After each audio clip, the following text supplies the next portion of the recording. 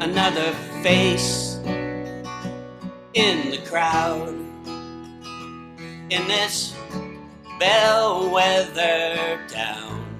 Brian, tell me a little bit about this exhibit. It came about, I was doing a lot of work for Urban Park Guelph, and before that I was doing work with Heritage Guelph. And so I've got a deep connection, deep history with the property, the Ontario Reformatory site. And I think probably about a year ago, I started talking with Don Owens at the museum. It was one of those things that just came up in passing. We would see each other at events. We'd say, oh, someday we should do an exhibit about the Reformatory. And last year, she came to me probably around September and said, how would you feel about actually doing that? Let's stop talking about it. Let's do it. Let's do an exhibit on the history of the Reformatory. And I said, great. I said, that's a great idea. Let's go ahead and do that. And then I got about 2 weeks into it, and I thought, you know what?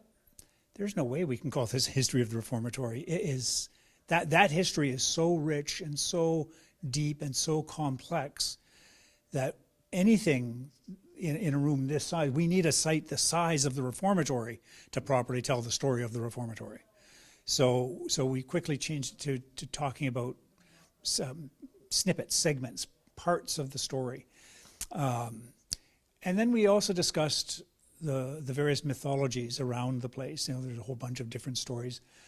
But the biggest one, well, there's a bunch, but one of the biggest ones is that it was, you know, it was a great place. It was a place where people went to be reformed, and it wasn't bad. And I knew that in the 70s and 60s that it wasn't a great place. But I didn't have evidence of that. So this was an opportunity to do some original research and dig into stories and dig into the mythologies of the place and say, okay, what was good? What was bad? What worked, what didn't work, what changed along the way, because it's a 100-year history. And that's what we're seeing today. The concept was that at the end of the day, it was going to be a reformatory and not a prison.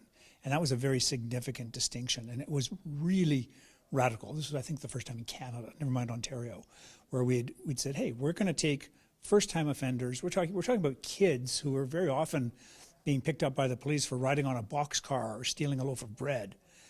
So instead of sending them to jail, because they were going to the central prison in Toronto, and once they were there, they were being incarcerated with men who were career criminals, and they were telling these kids, yeah, the system's out to get you, you're going to get screwed. And so the kids then come out, and they're just going, yeah, the system's out to get me, man, and they reoffend. Mm-hmm. And so they became career criminals themselves, and that recidivism was horrible for a child, a 16-year-old, who is taken a ride in a boxcar or stolen a loaf of bread or a handcar or some petty theft.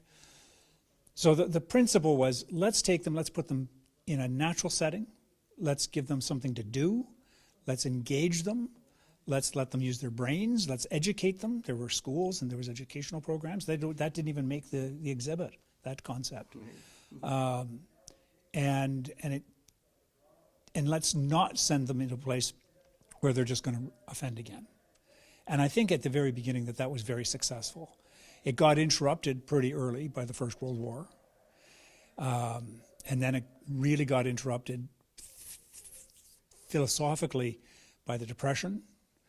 And I think that there were administrators, there were government people that weren't enthralled by the reform idea. They would have seen it as, our term today is soft on crime. And so they actively worked against it. And by 1937, there was a massive riot, and it shocked everybody. It made the New York Times, it made the Singapore Free Press reported about this riot, because this was supposed to be such an unusual place where we didn't have walls, we didn't have armed guards. You know, there were escapes, and they were most often rounded up and brought back. But then after 1937, everything turned on a dime. They brought in one judge who had been renowned for sentencing people to be whipped as part of their sentence. And even in his recommendations, which were only supposed to be about the reformatory, at the end he said, well, you know, this is a little bit outside of the sphere of what you've asked me to comment on, but I'd really recommend changing the criminal code to include whipping for petty theft. So that's when things changed fairly radically, and then slowly it just got progressively worse. So within a year, an inmate who was escaping was shot because now the guards are armed. Within a decade, an inmate was shot and killed, a 17-year-old, 18-year-old.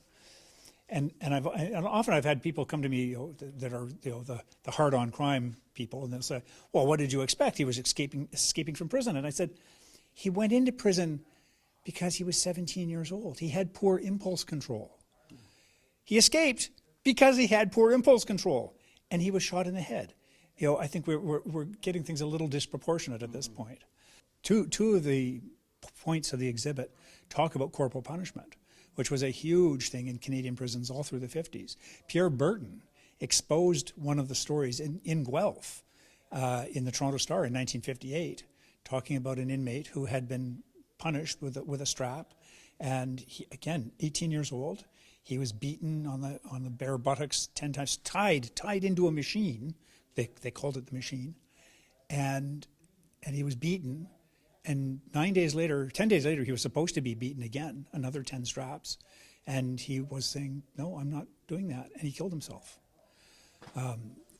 So it was a pretty horrible place. There was a man who was incarcerated here in the 1940s. He wrote a play about it that played in New York City in the 1960s.